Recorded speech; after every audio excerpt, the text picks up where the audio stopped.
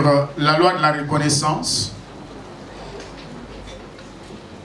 La loi de la reconnaissance. Pourquoi loi? Parce que c'est un principe. C'est un principe, donc il est immuable et il s'applique de façon universelle.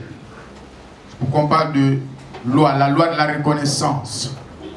La loi de la reconnaissance. Et vous allez voir que lorsque vous examinez les 7 Écritures, vous allez constater que c'est vraiment un principe auquel le Seigneur tient à cœur. Vous allez constater qu'en Israël, surtout lors de la sortie du peuple de Canaan, pendant qu'ils étaient au désert, il y a des gens, juste par leur manque de gratitude au Seigneur, la Bible nous révèle qu'à un moment donné, la terre s'est fendue en deux et les gens ont été engloutis vivants. Et en d'autres occasions, il y a cela que le Seigneur avait jugé parce que pour eux, ils disaient à Dieu qu'ils étaient mieux en Égypte que au désert avec l'homme de Dieu Moïse, oubliant ce que le Seigneur avait fait pour eux, comment il a jugé Pharaon et son armée, comment il a déchiré, séparé la mer Rouge en deux, les gens traversaient à sec. Donc vous voyez, vous comprenez que c'est vraiment un principe qui est important pour le Seigneur. Et vous allez le constater même dans nos différentes familles, au travail, quel que soit le milieu où nous sommes, le principe de la reconnaissance est toujours de mise. Alléluia. Alléluia. Alléluia. Dis à ton frère la loi de la reconnaissance. Il y a encore la loi de la reconnaissance. La reconnaissance n'est que la capacité à reconnaître humblement un acte, un bien que quelqu'un a posé dans notre vie. Une valeur ajoutée que quelqu'un, voyez, nous a accordée. Vous voyez, c'est ça la reconnaissance. Je reconnais que quelqu'un, j'étais dans une situation, mais grâce à lui, j'ai obtenu telle chose. Grâce à lui, j'ai pu faire telle chose. Alléluia. Alléluia. C'est ça la reconnaissance. Donc c'est un acte d'humilité. C'est un acte d'humilité. C'est un acte de grandeur. C'est un acte de grandeur. Et c'est aussi l'expression d'une maturité spirituelle. Parce que voyez-vous, lorsque vous n'êtes pas encore mature dans la foi, il vous serait difficile de voir Dieu dans les moindres détails de votre vie. Et vous aurez donc tendance à vous célébrer qu'à célébrer l'œuvre de Dieu dans votre vie. C'est pourquoi vous allez constater qu'un païen, quand il fait des exploits, il ne célèbre pas le Seigneur. Il se célèbre lui-même. Il va célébrer ses compétences, il va célébrer ses relations, il va célébrer sa position. Et j'en passe. Mais pour un enfant de Dieu, surtout celui qui a vraiment rencontré Christ, celui qui est stable et qui a une certaine relation avec le Seigneur, ses yeux s'ouvrent. Et il voit Dieu même dans des choses anodines ou aux yeux de l'homme. Vous voyez, il voit Dieu. Et lorsqu'il voit Dieu, il n'hésite pas d'exprimer sa reconnaissance à Dieu. Alléluia. Alléluia. Il peut le faire sous forme de prière. Il peut le faire sous forme de témoignage. Il peut le faire sous forme d'action. En tout cas, d'une manière ou d'une autre, quelle que soit la forme que l'individu va choisir, le fond reste le même. C'est qu'il exprime à Dieu ce que Dieu a fait pour lui. Alléluia. Alléluia. Alléluia. Donc, vous voyez que c'est pourquoi il dit que c'est un acte d'humilité, c'est un acte de maturité spirituelle. Et peu manque cette maturité spirituelle, même dans le Seigneur. Même dans le Seigneur, vous allez voir que parfois, Dieu fait des choses dans notre vie, mais on ne perçoit pas l'action de Dieu dans notre vie. Alléluia. Mais c'est un exercice. J'ai appris à faire cet exercice même quand c'est un verre d'eau. J'ai dit, Seigneur, je te bénis pour ce verre d'eau. Est-ce que vous voyez? c'est cela, c'est important. C'est important. Et lorsque vous voyez Dieu dans les petites choses, vous voyez, ça vous prépare à voir Dieu dans les grandes choses. Dis à ton frère, apprends à voir Dieu dans les petites choses. Alléluia. Alléluia. Mais pourquoi c'est un acte de maturité? Mais c'est aussi parce que c'est lui qui a compris la loi de la reconnaissance, même dans ce qui apporte les larmes, la douleur. Il sait remercier le Seigneur. Vous savez que c'est plus facile pour nous de remercier le Seigneur quand tout va bien. N'est-ce pas? Hein? Tout va bien, par exemple les enfants réussissent, ben c'est facile, vous avez dit bon on va aller faire une offrande. Il y a ceux qui ont eu le bac, il y a ceux qui sont passés en classe supérieure et voilà nous allons dire oh, merci au Seigneur, ou peut-être le mari ou madame a eu une promotion au boulot, ou voilà, ou il y a quelqu'un qui avait un problème de santé et Dieu est intervenu miraculeusement. Vous voyez, c'est plus facile pour nous de dire merci quand il s'agit de ce genre de choses. Ou peut-être on a acheté une nouvelle voiture, ou quelqu'un nous a offert quelque chose, dit vraiment le Seigneur est merveilleux. Mais lorsqu'on perd un parent, par exemple un être cher, hein, papa est mort ou maman est mort, là on dit non mais Seigneur, pourquoi tu as perdu? N'est-ce pas? Hein? On ne sait pas remercier le Seigneur. Hein? Voilà, vous voyez que par exemple le mariage est chancelant, en train de bouger. Il y a la lettre de divorce. Quelqu'un qui a déjà introduit hein, la demande de divorce au tribunal. Et on ne sait pas remercier le Seigneur pour ce type d'acte. Est-ce que vous voyez?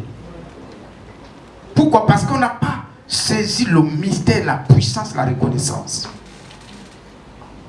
Alléluia. Alléluia.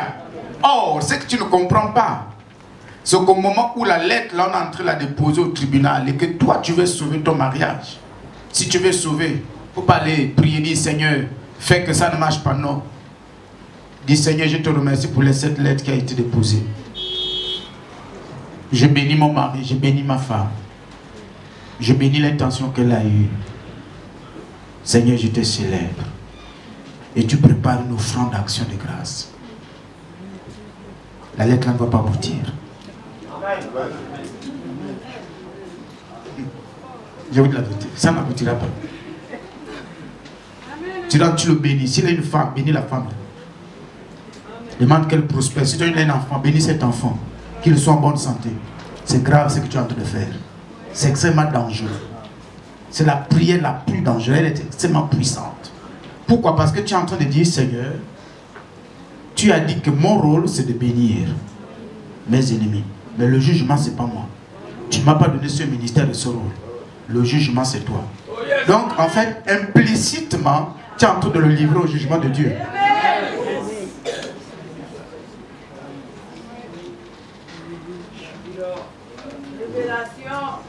Alléluia. Alléluia. Alléluia. Mais comme c'est pas logique, vous voyez, c'est pas logique du point de vue de la raison, c'est pas logique.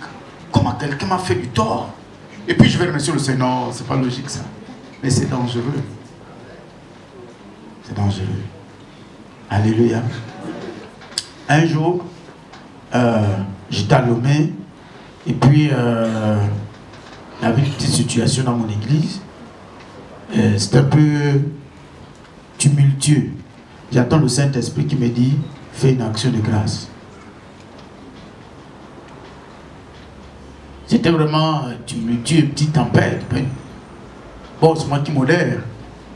Mais le Saint-Esprit me dit fais une action de grâce. J'ai préparé une bonne offrande d'action de grâce. J'ai mis dans l'enveloppe.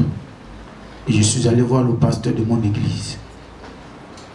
Je dis, pasteur, c'est mon offrande d'action de grâce. Il dit, c'est quoi? Je lui ai expliqué la situation. Quand je suis rentré en moins de 5 minutes, c'était résolu. Je me suis assis avec le frère. On a parlé, on n'a même pas pris 5 minutes, c'était résolu. Parce que mon offrande avait déjà résolu.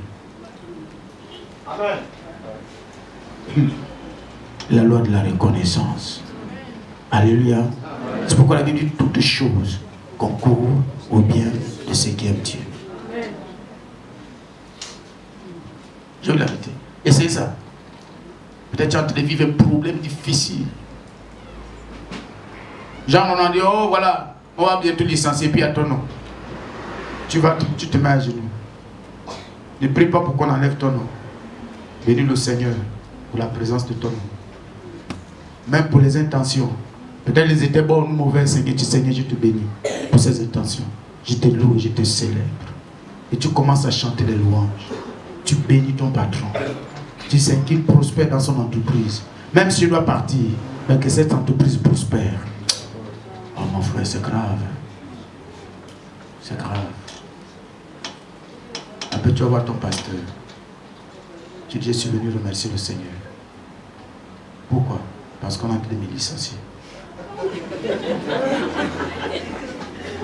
Je crois que tu as donné une grande leçon de spiritualité à ton pasteur. Il va dire, non, frère, tu dis quoi? Non, je suis venu bénir le Seigneur. Mais pourquoi nous avons des cœurs? C'est pourquoi vous voyez beaucoup de chrétiens souffrent de problèmes de tension. Vous avez mais c'est l'hypertension. Parce que vous gérez des situations dans votre cœur. Ça là, hein, n'est pas un problème de pardon. Parce qu'en priant comme ça, s'il y avait la haine disparaît. S'il y avait l'amertume, ça tombe. Est-ce que vous voyez? Vous allez voir la personne autrement. Alléluia. Alléluia. Alléluia. Dis à ton frère la loi de la reconnaissance. Dis ça encore, la loi de la reconnaissance. Ok, donc vous voyez que c'est un acte de maturité spirituelle. Il faut atteindre un niveau dans la relation avec le Seigneur, dans l'intimité avec le Saint-Esprit, pour pouvoir agir de la sorte. Mais sinon, vous allez constater que nous sommes plus dans le réactionnel que dans le relationnel. Or, Dieu ne nous attend pas dans le réactionnel. C'est pourquoi nous retardons beaucoup l'action de Dieu. Parce qu'on est plus dans la réaction. Même nos prières, parfois même nos jeûnes. Mais si on rentre dans la dimension de la relation, vous allez voir que Dieu sera toujours de notre côté. Alléluia. Dis à ton frère, fais que Dieu soit toujours de ton côté. Alléluia. Alléluia. Alors donc la première chose que nous allons voir, le premier bénéfice, la loi de la reconnaissance. Il y en a plusieurs, mais on en a choisi quelques-uns des bénéfices. Alors, celui que nous constatons, ou dans ce passage que nous venons de lire, c'est que la loi de la reconnaissance accélère l'exaucement de la prière, ou de nos prières. La loi de la reconnaissance accélère l'exaucement de nos prières, l'accomplissement des promesses. Et vous voyez dans le passage, l'homme de Dieu, Abraham, il est assis, selon le verset 1, on dit l'Éternel lui apparut parmi les chaînes de Mamré. Alléluia. Alléluia. Et la particularité des chaînes de Mamré, qu'on peut aussi appeler les térébintes, c'est que la profondeur, les racines, la profondeur, donc les racines sont égales à la hauteur. Est-ce que vous voyez? C'est ça le térébinthe. C'est-à-dire que si les racines font 1 mètre, ben, la hauteur sera aussi d'1 mètre. Vous voyez? Donc ça veut dire quoi? Ça veut dire que, vous voyez, quand Dieu se révèle à Abraham, il ne s'est pas révélé à n'importe quel moment. C'est au moment où sa relation avec Dieu était égale à son ministère.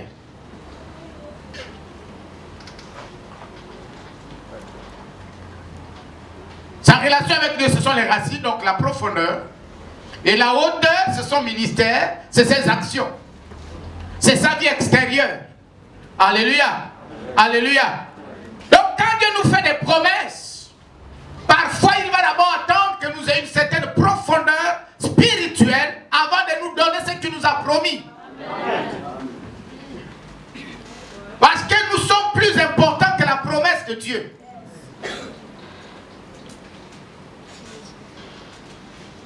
Nous sommes plus importants que la bénédiction attendue, la grâce attendue. Dieu veille plus sur nous d'abord. Mais quand Satan donne, il ne veille pas sur toi. Même si ça te détruit, pour lui, ce n'est pas important.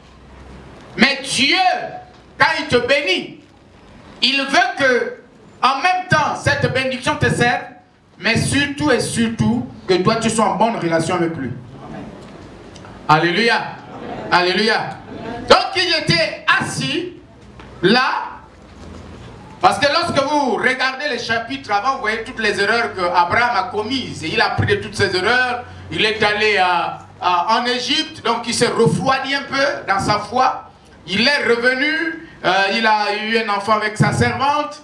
C'est pas le Seigneur qui lui avait demandé d'aller avec la servante, mais c'est sur la demande de son épouse. Donc il y a eu des erreurs. Il a appris de toutes ces erreurs, il a appris de tous ces manquements.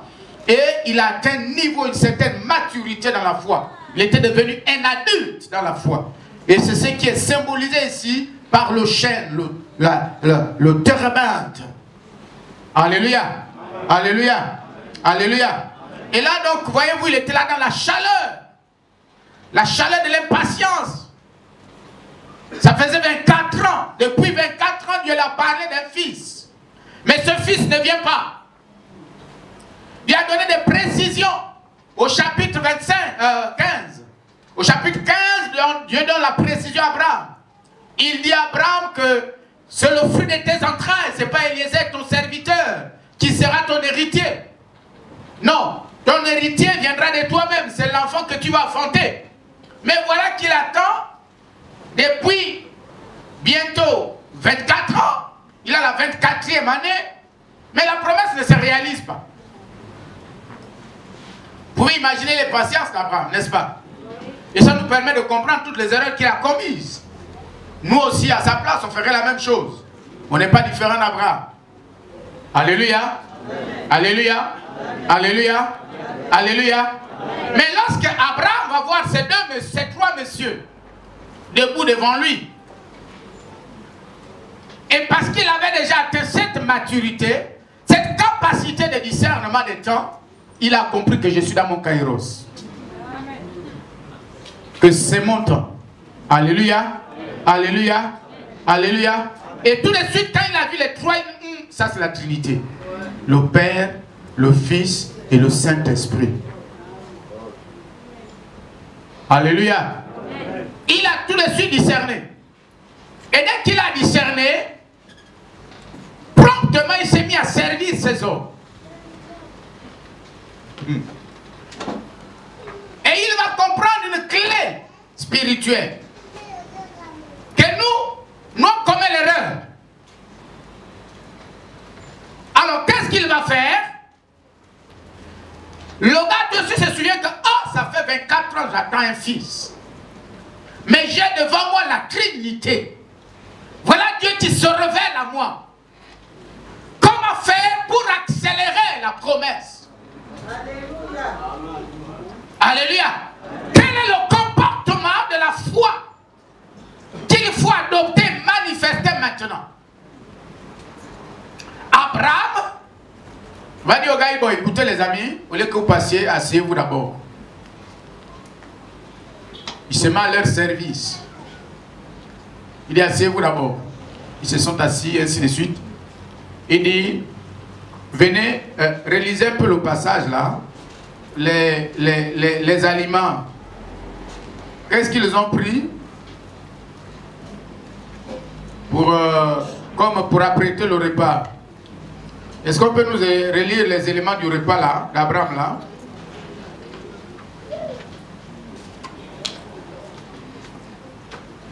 Oui, allez-y. Verset 6. Oui, verset 6. Abraham se dépêcha d'entrer dans sa tente et de dire à Sarah, pétris vite 3 mesures de fleur de farine, oui, et faisons des galettes. Oui. Puis il courut au troupeau et choisit un veau gras, à la chèvre bien tendre. Il l'amena au serviteur qui s'est hâta de l'apprêter. Il prit du fromage et du lait avec la viande fait apprêter et les apporta aux 3 hommes. Abraham se tint auprès d'eux pendant qu'ils mangeaient sous l'arbre. Verset 9. Après cela, il lui demandait, où est Sarah ta femme? Elle est dans la tente, leur répondit-il. Puis Israël lui dit, c'est bon, tu peux t'arrêter là. Et est-ce que quelqu'un a une autre version? Toujours un second. Mais un peu le genre de mon second là. Quand vous allez... Bon, à Lévitique, il y a plus de détails. Parce qu'effectivement, on est en train de donner plus de détails sur comment, au niveau du culte, on devait célébrer, offrir le sacrifice d'action de grâce. Mais ce n'est pas l'intention du chapitre 18. Ce n'est pas l'intention première du chapitre. Cependant, à partir des éléments cités ici, par l'écrivain, on peut comprendre quel type, qu'est-ce que ce repas qu'Abraham a offert à ces hommes, à ces 3 messieurs-là. Quelle était la nature de ce repas? Alléluia. Alléluia. Donc quand vous examinez bien, vous allez vous rendre compte qu'en fait, son repas était une offrande. C'était un acte d'action de grâce. Est-ce que vous voyez? Il attend un fils. Ça fait 24 ans. Voilà la Trinité dans sa maison. Qu'est-ce qu'Abraham fait? C'est une occasion pour lui de dire merci.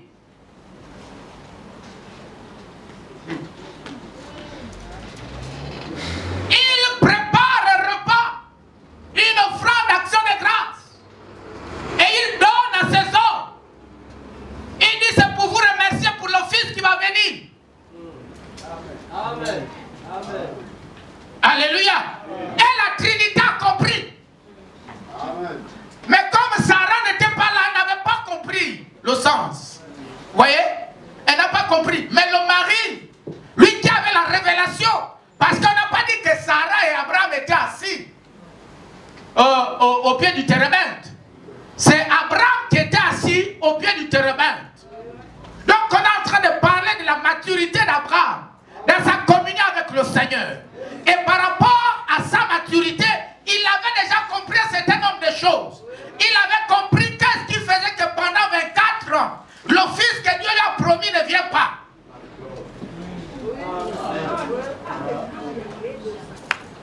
Et donc dès qu'il disait, il a discerné que c'est la Trinité. Qu'est-ce qu'il a fait? Il dit non, là il faut remercier le Seigneur. Amen. Alléluia. Amen. Alléluia. Et il a préparé son action de grâce, son offrande de remerciement, son offrande de reconnaissance. Et tout de suite, Dieu le Père a saisi le message. Après qu'ils aient consommé l'offrande, la nourriture, ils ont mangé, ils ont apprécié, ils étaient rassasiés. Il y a eu le roho. Et les gars disent maintenant, Abraham, on n'a compris le message. Où est Sarah, ta femme? Alléluia. Alléluia. Alléluia. Alléluia. Alléluia. L'action de grâce, la reconnaissance accélère l'exaucement et l'accomplissement des promesses. Alléluia. Or, l'erreur que nous commettons, nous remercions Dieu à la fin. Mais ce n'est pas ça la foi. La Bible dit, heureux ceux qui croient sans avoir vu. Amen. Dieu te parle, tu crois, tu te comportes, tu agis, tu parles comme si la chose était déjà là. Amen. Jésus dit, quand vous croyez que vous l'avez reçu, il n'a pas dit croyez que vous le recevrez, non. Il dit croyez que vous l'avez reçu. Il dit quand vous priez, croyez que vous l'avez reçu. C'est pourquoi la foi est un titre de propriété. Amen. Il dit croyez que vous l'avez reçu. Ça veut dire que c'est déjà pour vous. C'est un acquis pour vous. Et si vous l'avez reçu, plus rien ne peut vous l'arracher.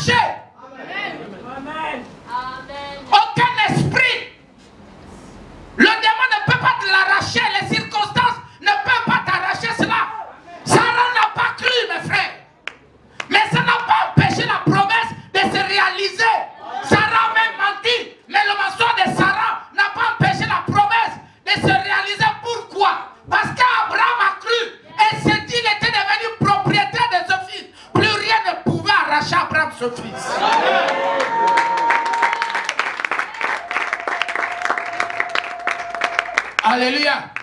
Alléluia. Alléluia. Alléluia. Croyez que vous l'avez reçu. Et quand tu adoptes l'attitude, tu adoptes le comportement qu'il faut.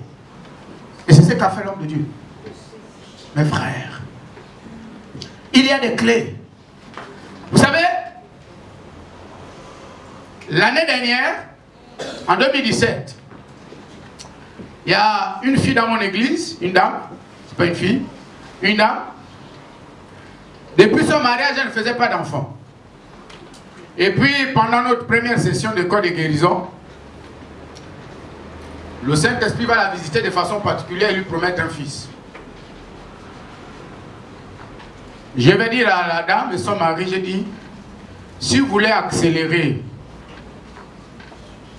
l'accomplissement de votre promesse, remerciez déjà le Seigneur. Je dis, oh, pasteur, je dis oui. Et vous savez ce qui s'est passé? Dès qu'ils ont dit, ils ont remercié le Seigneur. Donc ils ont préparé leur offrande d'action de grâce. Parce que je sais que vous voulez attendre la fin. Que ça y est, que l'enfant viendra. On va dire non, c'est pas ça la foi. Les Juifs ne remerciaient jamais le Seigneur à la fin. Mais c'était au début. Parce que c'est ça la foi. Si après avoir vu, ce n'est plus la foi. C'est parce que tu as vu que tu dis merci. Alléluia. Alléluia. Alléluia. En fait, je suis en train de parler à quelqu'un que ce matin, tu peux accélérer ta grâce. Alléluia. Accélère. Dis à ton frère, accélère. Accélère l'accomplissement. Alléluia. Alléluia. Je ne sais pas ce que Dieu t'a promis jusqu'à maintenant. Je ne sais pas quelle promesse tu entretiens depuis des années dans ta vie. Peut-être qu'à un moment comme Abraham, tu étais déjà découragé, tu as même commis des erreurs. Mais ce matin, tu peux accélérer l'accomplissement de la promesse. Et mes frères, le troisième mois, la femme est enceinte. Ça s'est passé, je crois, nous étions en juin. Le mois après, elle est enceinte. Elle a déjà accouché. Est-ce que vous voyez? Dès qu'elle a fait ça, ce qui s'est passé, c'est quoi? C'est que la séance, donc la troisième séance, quand elle vient à la troisième séance, j'enseigne sur les gènes. J'ai dit, vous avez les mêmes gènes que Jésus. Jésus-Christ est votre grand frère de sang. Vous avez un même Père, Dieu. Ça a illuminé son esprit. C'était tellement fort qu'elle a pris son cahier. Elle dit, pasteur, j'ai écrit sous l'inspiration de l'esprit. Elle dit, Seigneur Jésus, je suis ta petite sœur de sang. Nous avons les mêmes gènes et un même Père, Dieu. Le lendemain, 2 jours après, elle est enceinte. Elle a écrit le 16, le 18, elle a pris la grossesse. Alléluia. Ce matin, tu peux accélérer. Accélère, accélère, accélère. Accélère, accélère l'accomplissement de ta promesse. Tu peux accélérer la promesse de ton mariage. Tu peux accélérer la promesse de ta santé. Tu peux l'accélérer, mon frère. Tu peux accélérer la promesse de l'enfant que Dieu t'a promis depuis des années. Tu peux l'accélérer. Ce matin, pendant que je venais, l'ancien me dit, oh, passe, oui. Il y a une dame qui était là à la séance de l'école de guérison enceinte. Tu peux accélérer à ton frère, accélère. Accélère. Accélère. Accélère. Non, c'est pas une question de temps. Tu n'es pas d'une autre économie, frère. Tu vas ouvrir une entreprise. Dieu t'a convaincu de cette entreprise, de l'ouverture de cette entreprise. Mais tu es en train, tu es un peu dubitatif. Parce que la situation économique actuelle, tu te dis, est-ce que ça va marcher? Dieu te dit, accélère.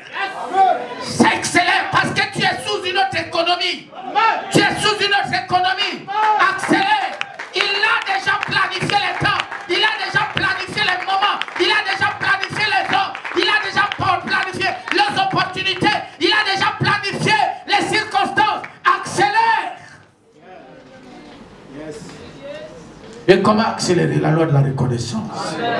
Alléluia. Alléluia. Alléluia. Accélère. Dis à ton frère, accélère. Il y a encore accélère. Accélère. Accélère. Alléluia. Alléluia. Oui, mes frères, tu peux accélérer ta grâce ce matin. Regardez, dès qu'Abraham a fait ça, Abraham s'est tué. C'est Dieu maintenant qui parlait.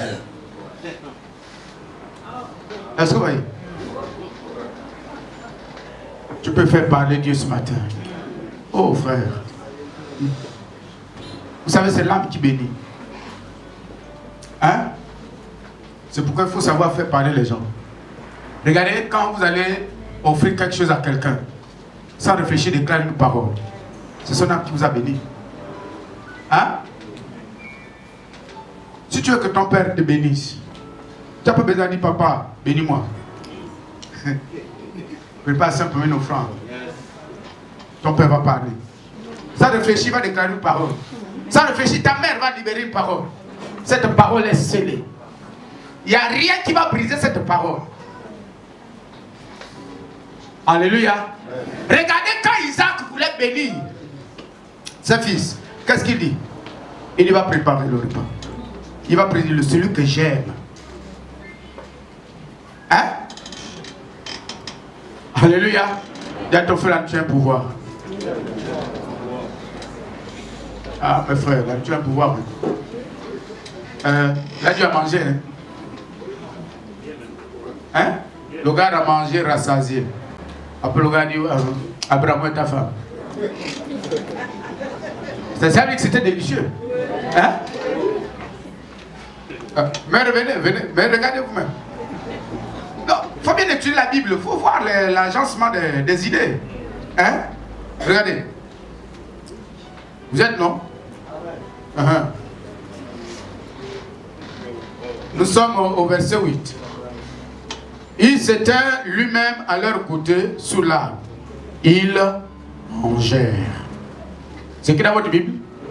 Ils mangèrent. Il est au pluriel, n'est-ce pas? Ça dit que Abraham et certainement les gars, hein? Mais comme il s'agit de trois messieurs, il est question de trois messieurs. Ils mangèrent. Suivez bien. Il y a un connecteur logique qui établit le lien entre l'acte posé avant et ce qui va. Ça veut dire que ce qui vient avant, ce qui précède là, hein, ce qui va venir après là, c'est la conséquence de ce qui est dit avant. Alors. C'est écrit chez vous? Chez vous, c'est écrit alors. C'est-à-dire à cet instant, à ce moment. Ça montre la conséquence, que c'est le résultat, que c'est l'effet. Alors. Il dit alors. Dis ça. Alors. Ah mon frère. C'est alors là tu peux le placer aujourd'hui. Oh. Alors. Il lui dit, ouais Sarah, Saint-Esprit. Jusque-là, ils n'ont pas dit Abraham. Abraham, on n'est pas à 3, on est à 4. En réalité, ils n'étaient pas à 3, ils étaient à 4. Le 4e, c'était Isaac. Amen.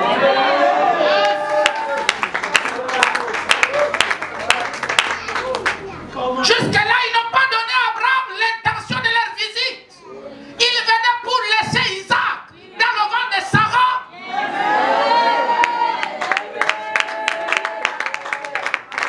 Mais il fallait qu'Abraham les serve d'abord. Il fallait qu'Abraham établisse le pont entre lui et la bénédiction. Parce que c'est la voie par laquelle Isaac devait passer dans les entrailles d'Abraham pour arriver à Sarah.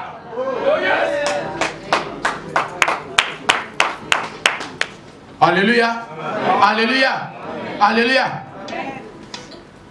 Mais c'est après manger. On dit alors. Alors, il lui dit, où est Sarah, ta femme? Regarde Abraham, il répondit, elle est là, dans la tente. L'un d'entre eux dit, je reviendrai vers toi à cette même époque. Et voici Sarah, ta femme, aura un fils. Regarde parler. Ça, tu t'as fait parler. Mon frère, l'offrande a un pouvoir. Un frère m'a envoyé un message il y a quelques mois. Il dit, pasteur, le frère s'appelle William Moudionze. Il prie à Anzan. Il me dit, pasteur, il a dit bonjour pasteur. Bonjour pasteur. Et là, il va écrire, pasteur, je crois que Dieu comprend mieux le langage de l'offrande. Après, il poursuit, dit, ma femme est enceinte. Qu'est-ce que ce frère-là, qu'est-ce qui s'est passé? On m'a invité à Nzanyo pour une école de guérison. Et j'ai enseigné sur la foi comme titre de propriété. Ce que je viens de vous dire. Et lui, il est au cadastre. Il dit en fait, ce qui l'a bouleversé, c'est ça. Quand j'ai dit c'était un titre, il dit j'ai tout de suite pensé à mon travail. Donc, parce que lui, il a compris ce que ça signifiait. C'est quand tu es propriétaire. Vous savez, quand vous êtes propriétaire, le sol, là, ce qui est à 100 mètres, hein, plus profond là-bas, hein, c'est-à-dire vous descendez en bas là-bas, c'est pour vous. En haut là, hein, ceci. C'est pourquoi vous voyez qu'il n'y a pas un avion qui peut traverser notre ciel sans l'autorisation. C'est ça le principe. Et c'est ce que Dieu dit quand il parle de la foi. Donc le frère, ça l'a bouleversé. Et le lendemain, on n'était même pas encore à la fin. Il a fait son action de grâce à Dieu. Pour sa femme. Actuellement, sa femme enceinte. Le ventre ici comme ça. Alléluia. Amen. Alléluia. Alléluia. Tu peux faire parler Dieu ce matin. Dis à ton frère, faire parler Dieu ce matin.